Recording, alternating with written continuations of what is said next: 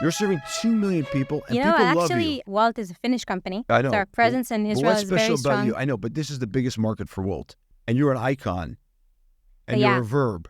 There's something about Lior, and I'm going to put you on the spot. I know it's uncomfortable to talk about yourself, that you figured something out, and that's what I want to know. I am so excited to have Lior Eshkol with me.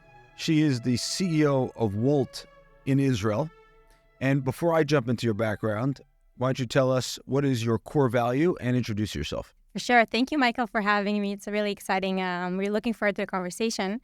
So I think one of my core values is, and I thought about it before listening to the other podcast, was kind of treating people or being the type of person that other people would want to learn from. So be the type of person that year after your grandchildren or your children would say, this is the type of person I want to learn from. Amazing. And how do you measure that, by the way? I think it's something you measure like in retrospect, but I think I see it today kind of like with my employees and colleagues. I want to behave in a way that they want to come to me and learn. And also I want to work with people that actually share the similar values that I can learn from. Jamie Dimon once said that he only wants to hire people that he would send his kids to work for. I think that's a similar thing. But do people bring you their children to mentor them or grandchildren? Actually, a little bit, yes. Okay. I have some people I mentor that are very young, but let's see in retro what will happen with them. That's important. Lior is the general manager of Wolt Israel, and we're going to spend a lot of time on Wolt. She was also the former product director at Healthy.io, which is one of our portfolio companies. And before that was former head of global commercial products at WeWork, where I was also an investor. And I actually want to start with WeWork. So I've often made I don't know if it's a joke, but the comment about WeWork, that WeWork is exporting Israeli culture in a way. Adam obviously grew up in a kibbutz. And the first time I went to WeWork with the glass walls and everyone peeking on each other and not a lot of personal space, it sort of felt like Israel, even though it was in New York. And if for years we kind of exported drip irrigation and firewalls and software, all of a sudden Israeli culture became exported. Part of it's WeWork. There's some restaurants, for example, Miznon, the famous Israeli chef, Eyal Shani, started to become hot, even outside of Israel. Now, Wolt is not an Israeli company. Correct. But Tel Aviv is Wolt's biggest market? That is true. How? Why? Why? This is a small country still. It is a small country. So I think it's really interesting. You talk about Israeli culture and that has different aspects. I think one of the aspects that's talked quite frequently as well is kind of like the innovation, right, and the entrepreneurship. It's usually talked in the tech world, right? There's kind of like, tech innovation, sometimes coming from like, the army or intelligence corps. But we also have other types of innovation and entrepreneurship culture in Israel, which we see in the operational front as well. So I think that one of the reasons that Wolt is successful in Israel is that combination of really entrepreneurship spirit that comes from our employees, from our partners, from our restaurant partners that are very, very, very innovative and react really quickly to the market, and a very engaged team that knows to like work together, collaborate, and just go and kind of like think that things are possible even when they might seem impossible. And I think that culture of entrepreneurship and that like feeling of something is possible is something that is really, again, often talked about in tech, but it's actually true in the operational world. And I think that's some of Wolt's magic, really that team that believes things are possible, works together, and also the partners and the other kind of like, partners that we have that have their own vision of innovation. So let's drill down for a second. Is it easier to recruit restaurateurs to join Wolt in Israel than it is in other countries? I don't know exactly if it's like easier. I'm sure it's like a little bit different. Obviously, Wolt has proven itself to restaurant venues over time. But I'll be honest with you, every time we recruit a restaurant or retail, which I'm sure we'll get to after, is something that we commit ourselves to saying we do the best thing for this partner to succeed.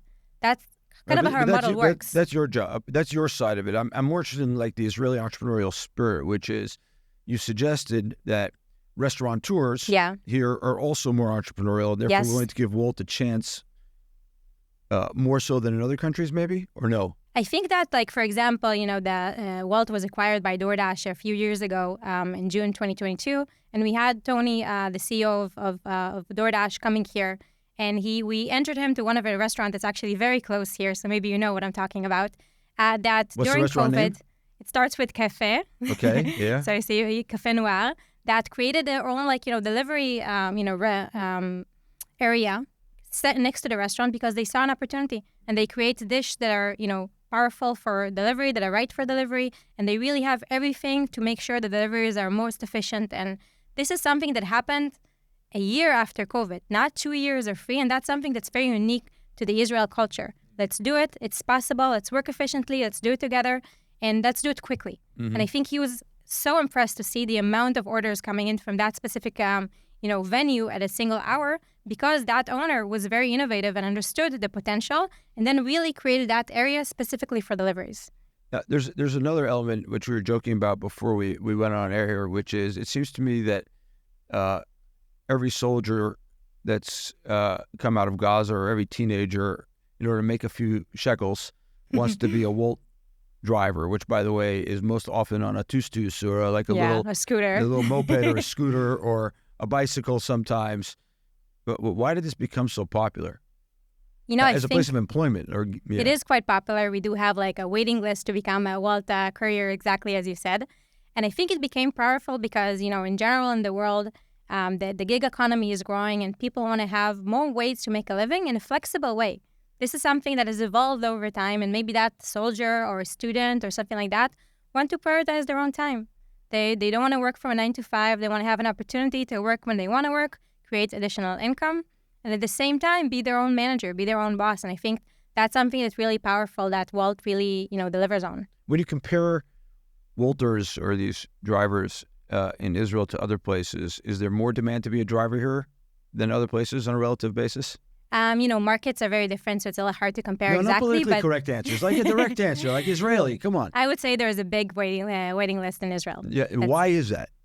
Again, I think because... Is the gig economy more popular here? I think it's a combination of the gig economy more popular, the frequency of ordering in Israel, and Wolt in general being something that's very strong in Israel. I'm coming back to that in a second. Yeah, absolutely, because I think it's that the frequency of the ordering is quite high because we, first of all, have the restaurant business. Second, we also introduced our retail business. So we're able to offer to those soldiers, students, etc., work across different hours of the day, and they really see it as an opportunity.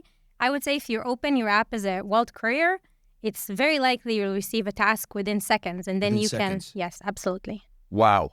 Yeah. And how many of the Wolt drivers are full-time versus gig or part-time? All of our Wolt partners, we have, by the way, 20K Wolt... 20,000. 20,000. Wolt partners, which I should read as a courier or a driver, and a nice word is called a partner. Yeah, absolutely. Yeah, okay. Yeah. And that's, by the way, across all of Israel. So from the north all the way to Eilat in the south. They are all part-timers. They are all, decide on their own way. Mm-hmm. And I think what's interesting, think of an average, Wolt courier. There is no average Wolt courier. They take their way into how they use the platform. So even think of a student, right? Maybe during the academic year, they can be part-time, but during summer, it's a great opportunity to be full-time. So we see a lot of that flexibility. So I think the answer is there are no full-timers and part-timers. There's a lot of fluidity in how people use the platform. What's the median income of a Wolter? 70 shekels an hour. That's 70 shekels an hour. Yeah. Minimum wage in Israel, remind me, is 25 shekels an hour? It's a little higher now, almost 30. Almost 30 shekels an hour. So it's more than double the minimum wage to be a Wolter. It is. And what's the risk to getting into a bicycle or car accident with the crazy Israeli drivers? I think, safety is obviously the number one concern that we have. What are the total number of missions or deliveries they do here? We do a few millions of orders a month. Let's put it this way. So how do you think about accidents at the company? I think, as I told you, safety is our number one concern. And honestly, every life is so important that we take all of these things very, very, very seriously. And we don't really look at the numbers, but every person is, very important on their own. So I have an admission to make to you, which is I think I've ordered from Wolt 3 times in my entire life. Really? Yeah. You're very unique. But hold on. I will also say that Wolt is a verb in this country. Like if you Google something, people Wolt it. Yeah. Or Volt it, as they say here, right? And I think Uber was a verb in the U.S. Unfortunately, our transportation minister didn't let Uber into this country. How did Wolt become a verb in Israel? I think let's start with kind of the Israel consumer who's very open to adoption of new things, of new technology. People are very tech savvy in Israel.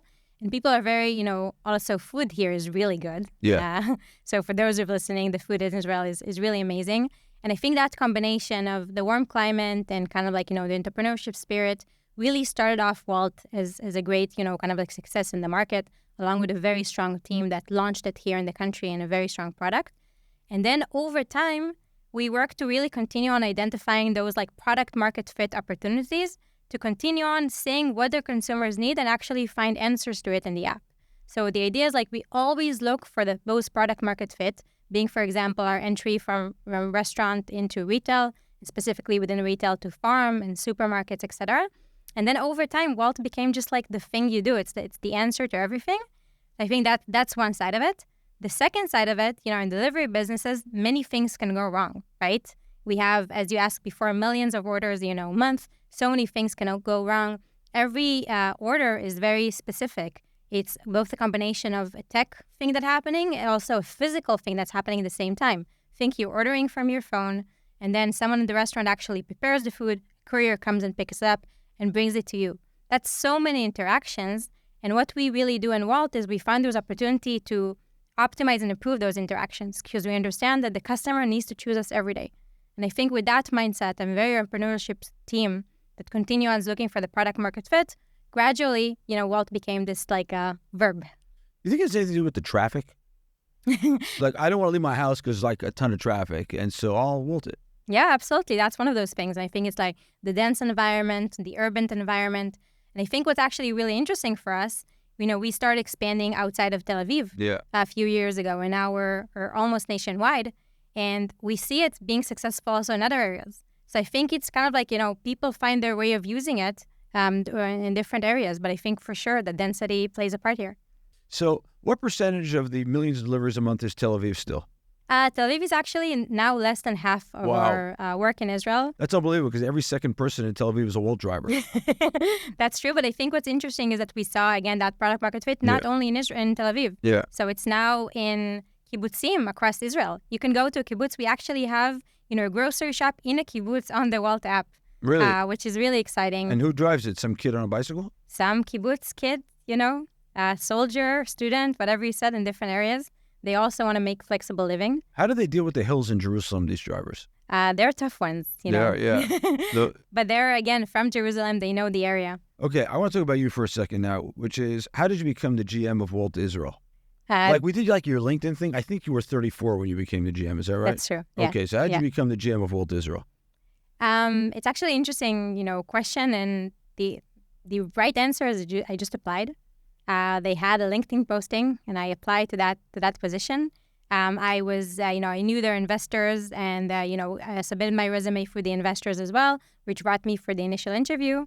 But then I interviewed for the job. I had, first interview with HR, then a couple of professional interviews, and assignment tasks, and here I am. And how many employees were at Wolt when you joined? I think like 150 more or less. And how many drivers or partners? 4,000 more or less. And now? We are more than 1,000 employees in Israel. We have the Tel Aviv HQ, and then we also have offices in Jerusalem and Haifa. Mm-hmm. And we have approximately 20K couriers a month, active a month. That's a lot of growth for a few years. And you joined like right at the beginning of COVID, in the middle of COVID? I joined October 2020, which was in Israel, kind of like the second wave of COVID when actually everything started closing up, and it was closed for a few months afterwards. Yeah, and Wolt took off during that time, big time. Yeah. Why do you think... this is something that baffles me, to be honest. I keep thinking about this in a broader global context. So COVID happened. Mm-hmm. If you look at like e-commerce, it shot up during that time, but retail's made a comeback in a pretty meaningful way. And my sense is that the growth of e-commerce has slowed. My sense was restaurants have made a comeback also, but in Israel. Mm-hmm. Even though restaurants have made a comeback, it doesn't feel like Wolt has slowed for a second. It feels like it continues to grow ever much faster.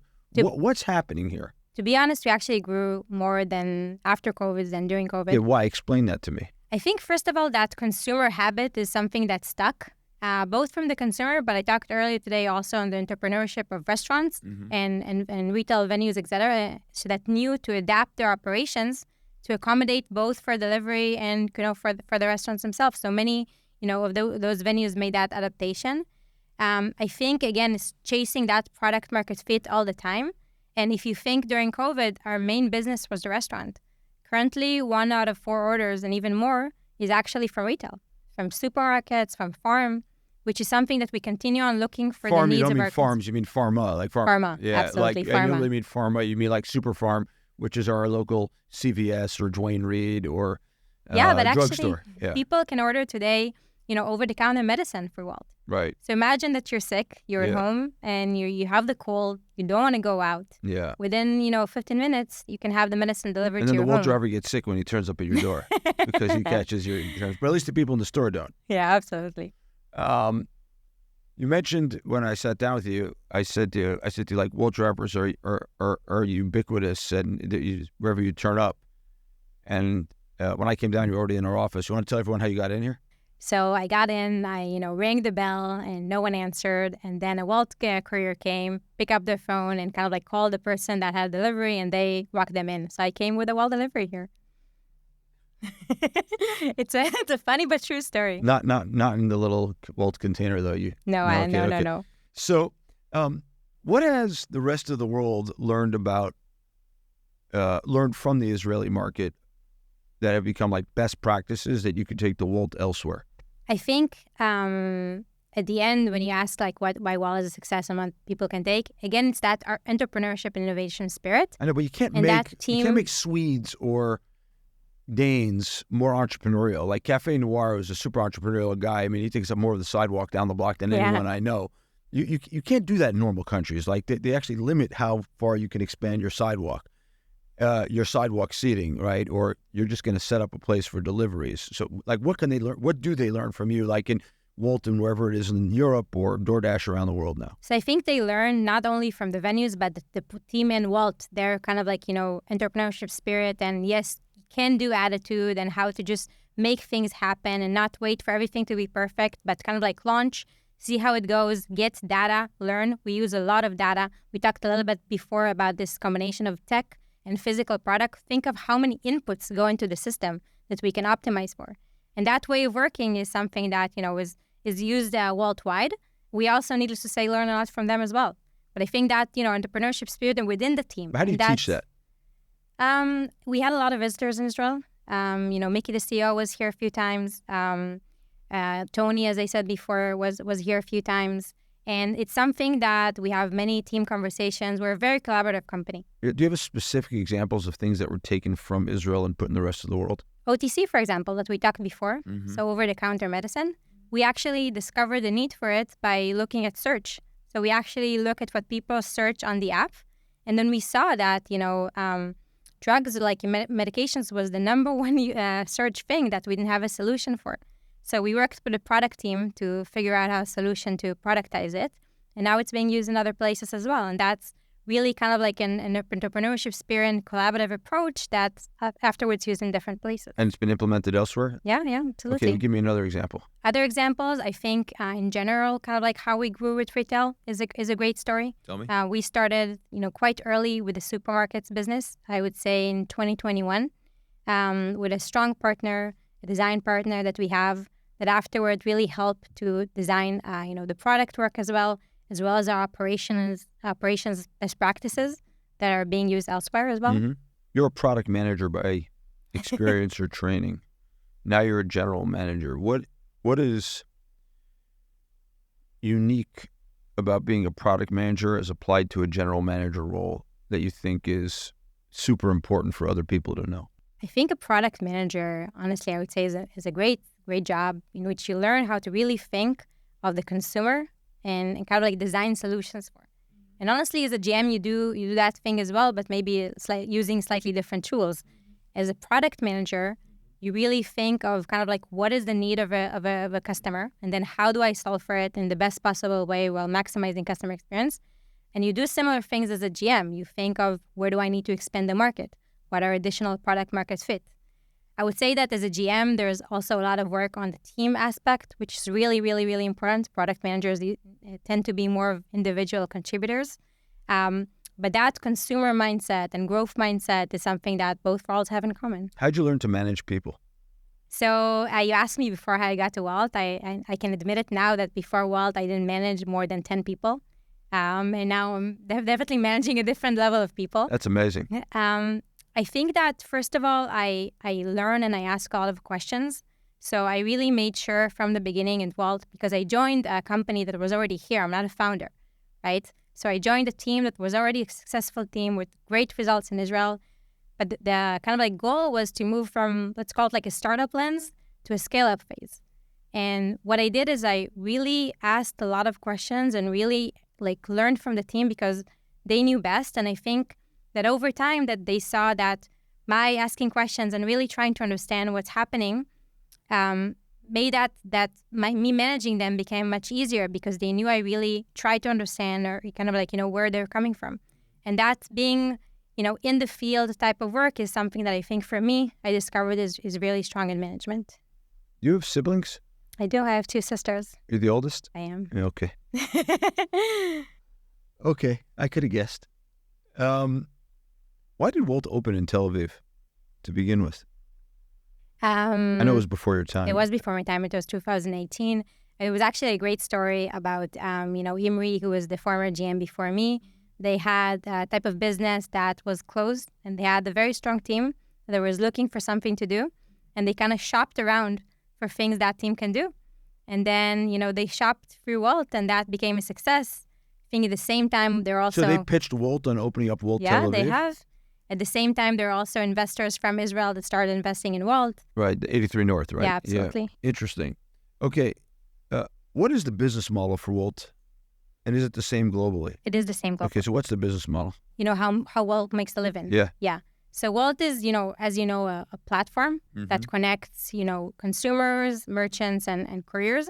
The way that we as a company make a living is through that, connectivity.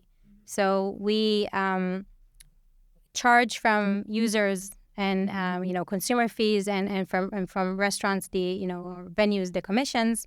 And then we, obviously, these are our main kind of like revenue drivers. And our cost drivers are obviously the courier cost, the support cost, et cetera. That's kind of like our basic P&L, how it works. Has the war influenced the cost structure of Wolt here? I think the war, unfortunately, influenced a lot. But it was also very interesting to see how the team here reacted to it. Because think that within a day, so many things unfortunately changed. We're also, by the way, a very young company. So the average age in Wolt is 26. Wow. Well, I think now it's 27. People grew up. But it's a very young company, which if you think of the people, a lot of them, unfortunately, were actually at the party or went to reserves. And we as a company needed to... How many of your employees did you have at the party, at the Nova party? We had a few. Luckily, all of them came back, but it's something that's, Wow. not taken lightly. Wow, not taken lightly at all. What percentage of employees were called up to reserve duty? 15, almost 20% at a certain point, but I would say an average 15%. And what percentage of drivers were called up, do you think? We actually called all the drivers. You called all the drivers? Check, yeah. 20,000. How many were called up to reserve duty? I think it's like the general, ratio in the population. 15%, 20%? A little bit less, something like that. Yeah. But I think when the war started happening, there are a few things we were thinking of. First of all, we knew as a company the importance of Wolt in Israel as an infrastructure. We need to find a way to stay open, and it means totally refactoring our business. Figuring out how we do deliveries differently, different hours, different ways of working. And then at the same time... Why? Explain why you had to figure out different hours. Because so many things have changed. So think of what happened to us. We talked about how many people were in reserves. Happened to venues as well. Happened to couriers as well, as you asked. So we needed to understand how to refactor and change our processes and quickly adapt to the new situation. Now, when you think of, we talked before, thousands and thousands of orders a day, tens of thousands of orders a day, that means you really need to make sure how everything is extremely efficient, still solving for customers, partners, and couriers, and creating a sense of stability in that type of situation. We reduced opening hours. We changed a lot of things. Hours at the restaurants, not at Wolt. Yeah, at the restaurants. Yep. And I think that was one aspect, except totally refactoring the business, figuring out new ways of working. Our sales team moved to doing customer success, support, because that was needed at the time. My leadership team was so inspiring and really, really, really did everything with their team. And it was amazing to see how people actually, the resilience of the team was uncanny. Our head of the retail department, Israel Avrami, for example, took his team and they started picking up in the grocery stores because the grocery stores didn't have people picking and a lot of people needed food delivered to their house. Wow. So our team was actually there at the front. Same, by the way, with our operations team, Eliyahu Sufyan, who was in charge of more than 20K, couriers a month, really worked with his team in the field to support couriers and What does that mean? giving out equipment, kind of like, So your head of couriers went out to the field to give out equipment, which is... the bags, the equipment, the gear, all Okay. of that. And he also called couriers. Everyone did what needed to happen. And I think that's, you asked before about some of the success, you really see it in crises, how kind of like, the team really rallies and the resilience of the team, I think is extremely inspiring. We made sure as a company, we talked about the young force, the safety of our employees was number one for us, but also their connection to what's happening. So we made sure they have stability in the office. We made sure to communicate with the employees all the time. And I'll say again, I was so impressed by the resilience of everyone. I'm actually now thinking, right, in the first couple of months of the war, there were sirens in Tel Aviv nonstop. That's 50% of your business. I'm trying to think about the Wolt courier partner riding around Tel Aviv and a siren sounds and he's got somebody's food on the back of the... Well, what does he do? First of all, he knows, because we communicated very clearly from day one, that their safety is number one priority. So he knows that if there's a siren, they stop, they follow the instructions needed, and if the food would get there, it's going to be cold, that's our responsibility. And I think that's, in general, kind of like the approach we took. It's our responsibility. We compensate the customer for this. We compensate the venues. It's not about them, taking care of their safety. But I think it was also for couriers interesting because, unfortunately, the war is not something that ended in a week. Yeah. And they need to continue on making a living. We all know, by the way, that making a living is more than the money. It's the sense of purpose. It's the sense of doing something. I think we all remember the first day of the war, how chaos everything was. And that, sense of stability and something that still is working is something that's meaningful for everyone on a human level. Did the number of orders go up or down in the first month? It fluctuated. Obviously, the first week, decreased because, again, many venues weren't really open and many couriers. But over time, I think like a month and a half after, it already came back more or less to what it was. The mix obviously changed. You got more what? Medications? Supermarkets, for example. Okay. People, wanted to get food delivered to the home and have that opportunity. And again, it was the team that always reacting to see what we can add to the app, kind of like, according to searches, according to different things. And what are the things that were added post the war starting? Safety equipment, generators, as I'm sure you remember. People they delivered generators on scooters? We have cars in different areas. Oh, cars, okay. But that was like looked for transistors, radios. Resistor radios, yeah. Yeah. And I think then... Starlink? I think in general, you asked a little about the magic of Israel, and you see it in the team and you see it in the general public, is how people really adapt and find solutions. And I think for me, more than find solutions, work together to figure out a problem. Have you documented all the various kind of ups and downs and changes you went through at Wolt System? I think it's fascinating. Have you written it up? Not yet. Okay, we'll give you a transcript of the podcast to do perfect. that. I feel like you have. I actually think you should write it up. It's a lesson in resilience for the rest of the world. Yeah. Because stuff happens, and I kind of wonder. I'm sitting here thinking two things. One is, I wonder, is there Wolt in the Ukraine? No, there's no Wolt in Ukraine. I wonder if, like in Ukraine, the reaction was the same to what it was in Israel. There's something kind of unique about the culture here that, by the way, I'm looking for a generator and someone to bring it to me on a scooter, and also, the kind of resilience. And the second thing I'm sitting here wondering, and you probably have an answer to this question, is like, did anyone call you and say, I need another order of food, it's cold because there was a siren? I think that's also a sense of normality, right? So the answer is yes. The answer is yes. But I think it's also a sense of normality. And I think, we talked about supermarkets and transistor radio, but at the end of the day, having ice cream delivered to your house after a very stressful day is also important. And I think people figure out that need as well. And I think in general, so you know what Wolt is in Israel, it's part of normality. It's part of life. Yeah, I'm going to talk about that in a second. So when Wolt stops, it's like, an infrastructure stop. It's like the electricity stops, or it's not something you won't even consider That's happening. a really first world problem. It's ice cream not coming your way. Absolutely. I'm just thinking about this. Hey, kids, siren, go into the safe room. Let's order ice cream. Is that what happened? No, it's not. That's not from the mamad. Let's put it this way. But think of how many people are part of the Wolt ecosystem, right? So we talked about the 1,000 employees we have. Then we talked about 20,000 couriers. And then we have 8,000 venues, each one of them employing numerous employees. We're talking about, 30, 40, 50,000 people that are being touched, within hours of Wolt's activity. So it's more than ice cream. So so Dor Gabizon, who's head of retail business development, says that you have become a part of national culture, and it is actually a cultural icon. Those blue boxes and the kind of Wolt, it's a cultural icon. It really is here, particularly in Tel Aviv. But I live in Jerusalem. It's there too now. Did you do anything to make that happen, or is it just one of those cases where there's just the hand fits the glove? Israelis like their food delivered and like the Walters, and there's a lot of excitable Walter partners. First of all, I think Dor, by the way, is an example of a true entrepreneur. He started the retail business in Israel. Mm-hmm. So in the early days when there was no product support and he really did everything, by himself, he's also one of their earliest employees. What we did to do that is, again, constantly thinking on how we continue adapting for the needs of customers and really, really, really, really work harder on fundamentals. Make sure we continue on delivering at excellent quality, time and time again, learn from what we do.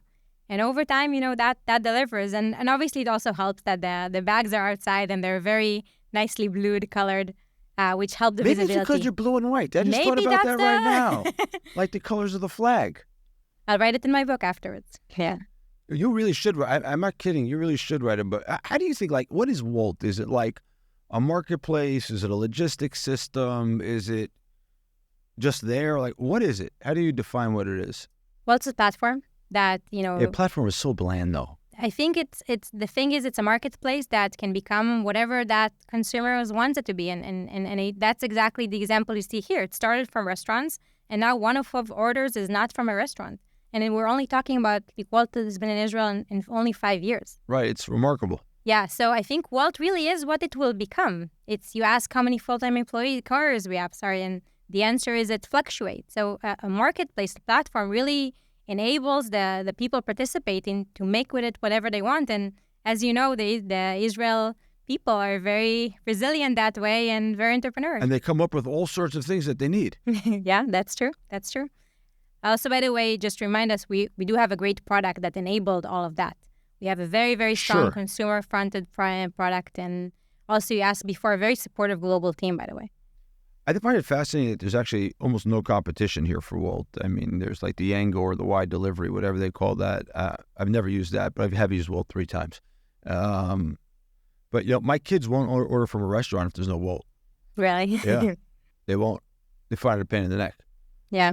Why? Why is that? I think you can ask other people. I can tell you that. I'm asking you, though. Why there is no other? Yeah, why is there no competition?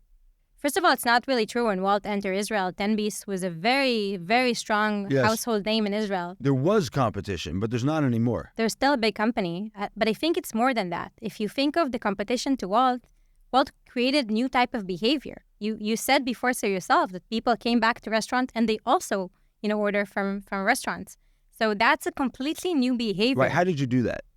It's this constant, adapting to consumer need, constantly focusing on the fundamentals, our operations. You didn't do anything special. You just kept doing your job all day. You working on the fundamentals and focusing. There must be something you did that was special. Honestly, a secret sauce that you want to share. If you want to, and I'll tell you now what the secret sauce is. Yeah. We have a saying at Wolt, is doing common things uncommonly well. Yeah. In a repeat way. And I think at the end of the day, when we tell the story of Wolt, it's not a story about this phenomenal, app, although we have an amazing product. It's not the story of an amazing marketing campaign. It's not a case study in that, although we have a great marketing team. It's this ongoing pursuit of making sure we focus on the fundamentals, making sure, which are for us, supply, delivery times, customer support, all of that to really provide for your consumers. Because think of our business model. people need to choose us every day. Yeah. Every day, consumer needs to go into the app and actually order. And by the way, same as the venue. They have an app in their store, and they need to swipe it to go online every day. That's a choice they're making in the couriers as well. My friend David Fisher, who was the head of revenue at ad sales at Google and the head of revenue at Facebook, now is an investor at O1 Advisors, said he once got advice earlier in his career to just be competent. And he thought it was like insulting initially, and they thought about it. And so it turns out that 98% of the people are just not competent. And so therefore being competent is a significant strategic advantage. And that seems to be, in a nutshell, what you're saying? Just I think be so. Competent in a really good way. And a very good and engaged team. Globally, and I'm going to macro for a second, there is a ongoing debate. When I was at Benchmark when we made the Uber investment, and since the gig economy started, there has been a global debate on how to classify the drivers, the workers. In America, they call them, are they 1099s or not? We have like a lawsuit against Wolt in Israel over this very same topic. This is a topic that every government company like Wolt is dealing with. What is their status now in Israel? Are they freelancers or employees? Are they freelancers? They're freelancers. And do you think that's the appropriate definition of what they are? I think exactly as you said, employment laws are changing and everyone is trying to figure it out. What is this thing? I think that we said before, the needs of people is changing in the workplace. People don't necessarily want to go from 9 to 5, and that's okay. But we as a society need to find solutions to that and not always go back to the past. So I think that's a little bit of the issue with employment laws. They were, at least in Israel, kind of like, based on everywhere. Decades before, Yeah. And they don't really, they haven't adapted to the needs of people today. And so that binary choice maybe is not the right way to look at these things. And that's what the other countries and everyone is trying to figure out. Okay, so if you were writing the law, what should it say? The new labor law. My next book. I think that... I'm giving you the opportunity to write a law. Yeah, I appreciate it. Yeah. I'll ask my lawyers a little bit for their opinion afterwards. They'll make it so long. No lawyers. This is just an open conversation, me and you, in front of thousands and thousands, if not tens of thousands of people. And you have a chance now to define what the labor law should be for the next 2 decades. I think we need to find a sustainable solution that allows for flexibility, which is a great need of people in the modern workplace, and also enable a sense of security. So that flexibility and security is something that needs to be built. Everyone's trying to get at that. Okay, so now let's be specific. What should it say? I can't tell you if something exactly the law would say, but I think it's definitely something that everyone's trying to figure out. We are learning from other markets. No, I know, but you must have a point of view on this. Like, what are the core tenets? My point of view is that... We can lead on this. So, theory. Because we're a small country and because you're such an incredibly dominant and capable player here in Israel, and you have exported this excellence outside, I actually believe that we have a chance in Israel to establish what the future of employment law should look like. And I think what you've done for 20,000 couriers and 1,000 employees is nothing short of incredible.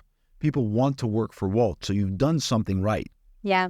And so now I want to package this up and say, hey, just like we invented drip irrigation, right? Just like we invented the kibbutz in an office space with glass doors, now we're going to invent employment law for the 21st century, employment law by Lior. So what should it look like? This is like an opportunity. Yeah, I know, absolutely. You're the Secretary of Labor for the entire world. New role. I think it's a good question. Unfortunately, I don't have a good enough answer. I think it's something that supports flexibility, but also addresses the need for certain type of support systems for in Israel, everyone has health well. insurance. So providing health insurance is not an issue here because we have mandated health insurance by the government. So that's done. Okay, one problem that we don't have to deal with that America, for example, does have to deal with. Flexible hours, we want them to have. Should there be a different tax code? I don't know enough. Unfortunately, that's not my occupation. You asked me about the difference between a product manager. Should there be severance pay? No, because then it's not freelance work and they're not working full-time either. But I think your answer is old, right? There shouldn't be because that's how things are. Right, I agree. I think it's about opening the book, right? It's like totally thinking, do people need pensions from being freelancers? I think, pension is definitely something that people need, but let's take not a Wolt courier. Let's take plumber, for example. Do they not need pension? So we have a mandated pension system in Israel. That's true for the careers as well, by the way. Right, I know. Yeah. So is the idea that if the government provides kind of a mandate, they don't provide the pension, a mandate that everyone has to have a pension, everyone gets health insurance, etc., you can solve most of the problems. So like, what are they angry at you about? I think you need to, again, open up the book because you're talking, I would say, logically. And the law is really based on hourly wage and things like that, that all of it needs to happen. Maybe someone wants to work for 20 minutes. Is that not okay? Yeah, no. So, okay. So here's another thing. We need to not have hourly minimum wages, but minutely minimum wages. I think it's a good conversation, but unfortunately, I'm not sure we'll solve it now. You don't want to have it, huh? No, I think it's a complicated question, but I think the real answer is the fact you need to completely change the way you think about it and accept that flexibility is something that's desired in the workforce as much as other rights that people have. Do you think that the politicians don't want to solve the problem because they benefit from kind of unionization in the way they vote for people, kind of this whole full-time thing? I think it's a complicated problem to solve. There's a reason that no country has solved it. You talk about the U.S. that has like a totally different laws. We talk about Europe, which we're part of. No one has figured it out yet because it's a complicated problem. Not necessarily due to incentives. Everything is changing, right? You think of, and it's true for every industry. There's tech and progress coming in, and then the law or regulation follows sometimes a couple of decades after. It happens in other industries as well. I'm sure it's going to happen in industry as well. What happens when like autonomous little robotic delivery things come? Do you use any of those yet? We don't use those. Right. I don't think that would do well in Israel, for what it's worth. But let's say they come. Have you thought about how you would use those? This is not something we're actively working on. You're not actively working on it. Solve one problem at a time. I remember when Travis Kalanick said that maybe there'd be autonomous driving and the drivers would kind of be put aside and cause a giant ruckus. Yeah. By the way, autonomous vehicle is a great example of something that the technology is there, but the regulation, ways of working is not necessarily there. So these things tend to happen in multiple industries. Have you seen it? There's a fair amount of drone work going on in Israel right now. Have you seen deliveries by drones here now? Not yet. And by the way, when people talk about delivery by drones, they usually talk about more like less dense environments, open right? areas, Yeah, which is not really the situation we have here in Israel. Okay. I have a funny question for you. You run a business with millions of deliveries a month. You are serving how many customers in Israel right now total? More than 2 million. More than 2 million customers, which is a stunning number. Is there any other business in this country that serves more than 2 million people? I guess so. I guess like the big e-commerce, the big commerce market. Like who? For example, I don't think the government. The government. Yeah. Yeah, I agree with that. So I think it's fair to say that Israel, writ large, is not well known for customer service. Yet I think you have probably built the most popular brand in this country. Do you get a lot of complaints about customer service? We get complaints about customer service, but it's also part of the model. Like the people reaching out for us we talked before about what our model is. We need people to choose us every day. Yeah. And we also understand in delivery, things can go wrong. I'm not preparing the food, I'm not carrying it, which means that fundamentally we know this will happen. So we solve it by a very strong customer success, customer support team, which, by the way, I do a lot of customer support. You answer calls? I answer. It's not. It's like text, not calls. I think it's. You don't have AI agents doing this already? No, not yet. We do have kind Zero? of like an entry point that's orients the conversations, so the chats, and solves kind of like very easy problems. How many people are actually sitting behind and responding? In Israel, more than 700. Obviously, 2 million in shifts. people? Yeah, sounds efficient. It sounds very efficient. And no AI? We have, again, a bot in the beginning that, orients the chats according to the specific need. How many chats can people respond to an hour? It depends on the level of depth, like the type of issue that rises. Being a delivery late is an easy problem. Someone taking your delivery might be a more complicated problem. Does that happen a lot? It happens sometimes. What percentage of deliveries are taken by somebody? Not very high. Not very high. But I think that... Who takes them? Going back to... who takes them? Who takes them? Yeah. I don't think that someone takes them. I think people sometimes get mixed up, kind of like, addresses are very similar. Like, someone just left the order here when I came in. Maybe someone else took it by mistake. I mean, the fact that I didn't order it didn't dawn on them. Maybe I should return it. It doesn't like... Maybe they order something else. Wow. Okay. Yeah. But I think at the end, customer support, that's, by the way, something that's very interesting because you're right, it wasn't a big thing in Israel. And the thing is, the Israeli consumer deserve good support, and they wanted that good support. And it's something that we But as a nobody company... ever provided it. But we as a company knew we have to because the customer experience and that work on making sure that people choose us every day, that's our DNA, that's our culture at the end. You said that you get behind the customer support chat every once in a while. When I check with my team here, there's a feeling that somehow Wolt always knows the right answer. It's like it's like bear hugging you in a positive sense for around. It knows exactly what you're looking for. How do you create that? It's a combination of, obviously, first of all, tech. We have a lot of data to actually, we know exactly when someone picked up the order, what happened to the order. We have all of those touch points across the journey with a team that all of our team are the customers. If you go to our team, you see all of them are what you consider to be the typical Wolt customers. They know what type of service they want to have, and that's the type of service they provide onwards. And because they have the right data to do that, they can really openly be themselves and like the unique Wolt tone of voice, which is very friendly, very social.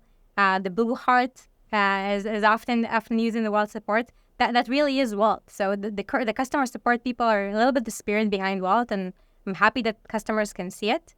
They also, by the way, apologize when they make a mistake because mistakes happen, but they try to fix it moving forward. How do you recruit for people who know to use the blue heart? It's part of our training culture process. So how do you find these people who are empathetic enough so that the customers feel like they're being hugged and supported? I think that, first of all, people from the company, invite people that they know and they think will share similar cultures. All of our people have come from that. We know type of profiles or kind of like people from certain backgrounds that might fit that. We also train them and we give them that, that ability. And we also provide them with a lot of information, and our data is very good, so they can really make the right decisions, and they know that. Okay, now tell me, I'm going to put you on the spot because I was waiting for this moment. What is special about you that figured that out? Because I'm looking for another consumer brand in this country that's figured it out, and I can't find one. I've thought all the last 2 days getting ready for this. Is there another consumer brand in this country that people love as much as Wolt and think that the customer support and customer experience is excellent? You're serving 2 million people, and people love you. I'll tell you differently. I'm not sure there's enough really strong consumer companies in Israel. I agree. Would love to see more. By the way, as we said before, Wolt is a Finnish company. I know. So our presence in Israel is very strong. What's special about you? I know, but this is the biggest market for Wolt. And you're an icon. And you're a verb. So first of all, again, it's part of the Wolt global DNA. I know. What about you? Customer obsession. I know. What about you? What about us as a team? No, you personally, Lior. Me personally as Lior, us as a team, know that people need to choose us every day. I know, you keep saying that. No, but there's something that you figured out that comes from somewhere deep where you've led this team of people to like I said, become a cultural icon. And that's what I want to get at. Like, you came from Healthy.io. I know that company, great customer experience, not 2 million people yet. Yeah. You came from WeWork. There's a lot of people at WeWork. There's something about Lior, and I'm going to put you on the spot. I know it's uncomfortable to talk about yourself, that you figured something out in a country which doesn't have consumer brands. You grew up here. Yeah. It wasn't like you were exposed to Swedish customer support. That you figured out that matters. And that's what I want to know. I think that part of the figure out what matters is, as we said, that the globe, the Wolt global culture, and, as we said, it's something that happened also before I came. It was very strong. What I think we did as a team that's very gone is how we scaled it. So how do we move on from only Tel Aviv and restaurants to, from the startup phase to the scale-up phase? And that result in a very, very, very strong team. What's that playbook? Playbook is one. Create a very strong leadership team that their strength is in their ability to work together. Okay, everyone says that, but keep going. Everyone says that. I'm not going to let you off this easy. Yeah, I promise. No, absolutely. But I think in an operational business, there's the business we run is a combination of tech and operations. That means that so many different things needs to happen, and you need to be able to work in a culture that people really have to collaborate. Like they have to collaborate. People talk about that I choose my team according to the airport test. Person, I want to spend some time in the airport. I don't think that's how we build a team. We build a team figuring out people who are best in their field, but also are good at working together. So that at the end, we talked about the war, for example, and some of the fundamental changes we did is we changed something really meaningful in the operations. We decided on that day, the first day of the war. And a week after, I had a team meeting and I asked them, do you guys remember who came up with that idea? No one did. Really, no one did, because you have to constantly work together. So I think that's recipe number one. Have a very strong, committed team, and at the end, that culture will make itself so they will create a meaningful team that know how to work together and collaborate. 2, focus on the fundamentals. Because at the end, at least in a business like ours, we get judged every day. That means we need to learn every day. We optimize. I'll be honest with you. We have deliveries that are late. We have deliveries that someone else's take, unclear why. But we take that as a learning opportunity all the time. And that's like a little bit part of our DNA. And also, it doesn't hurt to have a great, tech environment in Israel, entrepreneurship spirit. And that's it. You still haven't told me what makes Lior unique that you've cracked this. This is a country of a little less than 10 million people. You serve 20% of the people in this country. Yeah. It's remarkable. And people still love you. You serve more people than vote for the most popular politician in this country. Low bar, but... what do you think makes us special? Since I only use it 3 times in my life, I don't know. It's clearly super convenient for people. I actually like to go out and see people. Sitting at home and ordering food, candidly, to me feels like a waste. I'll make myself food. So I'm the wrong guy to ask the question, which is why I'm asking you. There's clearly something about what you're doing that has created this, but I haven't been able to get it out of you yet. Other than you hire great people, you have an open environment where they can challenge things, and they're selfless, all of which are very important. Jim Collins would give you an A+ on good to great. But what about you? I think what about me is that I is kind of like, I came from a family that grew up here. Like, all of my family is originally from Israel. My grandparents are Holocaust survivors, established a kibbutz in Israel. My other grandparents came from South Africa as true Zionists to Israel. And all of them came to Israel with the belief of they can do something great and worked very hard to do it, each one of them with their own environments. My parents are very similar. My dad is, a Matkalist. I was an officer. Special forces guy. Yeah. I was also an officer in the intelligence corps for 4 years. I think I came up with a very loving family that really believes in working hard, figuring out, the right ways to do things. In my education, starting with the Army, I really learned on the importance of gathering different information, analyzing it, and making rapid decisions. That's something that I practiced every day since I was 18. And it's something that really kind of like became a part of me. And by the way, part of many Israelis here in Israel, I think, is part of the culture of ownership. In my case, a culture of data searching, analysis, assessment, and then decision-making. These are things you need to do all the time. And these are the type of things I brought with me kind of like, to Wolt and across my journey. First of all, that really hard work in the details to get the big picture right. And also a little bit of like a daring, right? Like believing that it's possible, the same as my grandparents believe this country can be a thing. I believe very much in my team. I feel like you can see it. Maybe if you'll come to the offices, you'll see how really strong and collaborative the team is. And that belief of kind of like things are possible, that learning, that kind of like going to the details is some of the things I brought across my career. First of all, thank you. That was, I think, a great answer. Rapid decision sounds interesting. What percentage of decisions do you get wrong and then have to fix? Well, I'm sure a lot. How many do you think? Think of how many decisions an operational company makes every day. Yeah. But most of those decisions, the good thing, are two-way doors, right?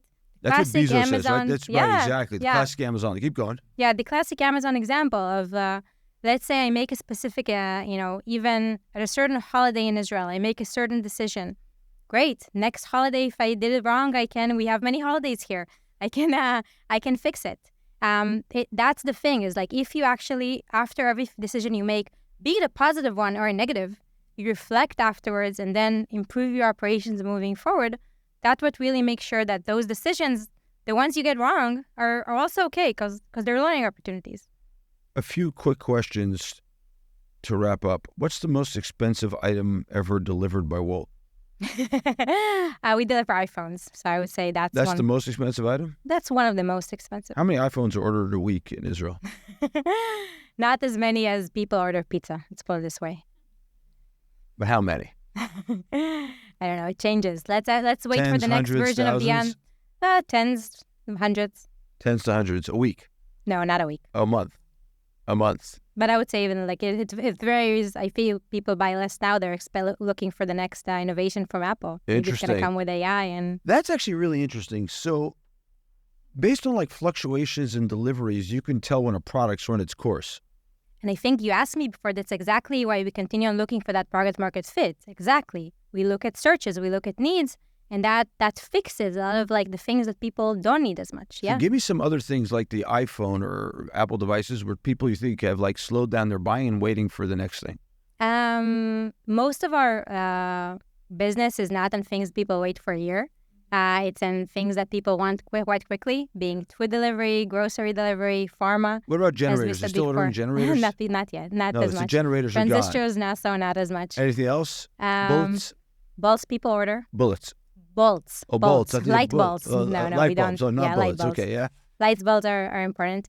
What are other things that have kind of gone up and gone down? I think many things go up and down. So it's about every day, every. Sometimes you look at a Thursday and the next Thursday is not the same. Why? It might have been sunnier. People might have felt better with the situation in Israel. And so many things change all the time. The need as a platform is to be able to adapt and adjust. I'd love to get some AI in your back end and try to assess people's moods by looking at what they bought. Do you deliver alcohol? We do deliver alcohol. Okay, this is interesting. What is the day of the week that people order the most alcohol? What would you assume? I would assume it's Thursday. You are correct. Okay. I was wondering you don't need AI. You are the AI for alcohol deliveries. I was wondering if it might be Friday for Kiddush, but it's probably Thursday. I would say, the beginning of the weekend here. Yeah. Okay, Thursday. Purim, for example, is a big alcohol, Purim is a big alcohol day. Yeah, because that's, Wolt. a reason to celebrate. So that's part of the holiday. Is it mostly wine or hard alcohol? I would say it's a combination of all types of alcohol. What's most popular, beer, hard alcohol, or wine? Maybe in numbers, beer, people drink more beer. Yeah. Wine is quite popular in Israel. But I think it just reflects the general, atmosphere in Israel. What was ordered most on the recent Independence Day holiday? What was like something that spiked up? Meat is often ordered. Meat, yeah. Different types of... People buy from like the butcher. Yeah. Right on the day of. But I think that's exactly it. We just talked about 2 recent holidays, how the platform enables people to order whatever they want. Yeah. I'll tell here that I'm a vegetarian. I don't order meat, but we also have different, Beyond Meat in Wolt, and that's became, big as well. So it's the ability to really adapt yourself and find whatever you want. And when we see those vegan trends and vegetarian trends, and we enable them as well. So Tel Aviv is known as a vegan capital of the world. When you compare vegan ordering in Tel Aviv to Jerusalem, what's the ratio? I assume more people order in Tel Aviv, the same as, I lived in New York for a couple of years. Yeah. That's very, common there as well. So I think that's something that all, big cities have in common. Well, I'm not sure it's all big cities. I don't think Dallas, Texas has as big a vegan population as Tel Aviv, for example, or... You're right. Maybe it's like or Greenwich Village in New York. East Coast and West Coast. It's definitely an East Coast thing. That is actually really interesting. Did people order matzah for Passover on Wolt? People did order matzah, and also I think krapelach. Yeah. Did it arrive whole or was it broken? Maybe try us out next time and we'll see. You are almost non-existent on social media. It's true. Why? I'm not a very, let's call it open person. I'm not an extrovert in nature. As you can see, I love the things I do and I love working with my team and I don't feel the need to be out there. But on the opposite side, I do spend a lot of time observing. I'm an observer in nature. In the office, you talked about, the glass walls, which we have as well. It's a great opportunity to always look at people really in the eye and see what they're doing. And for me, I find that it serves me quite well to really look and try to understand what people are actually experiencing and then, address that. And it's less my nature to be more outward facing and, You're a social media voyeur, not a... You don't think it would be helpful to kind of share some of what you've learned and your wisdom on social media? It might be. I think that I spend a lot of time in universities with young people. I have a very young workforce that I'm working with. I really make sure that we, it's our achievement together. So it's like something that we all share in common. It's kind of like we're all on the same journey together. It's something I think they feel.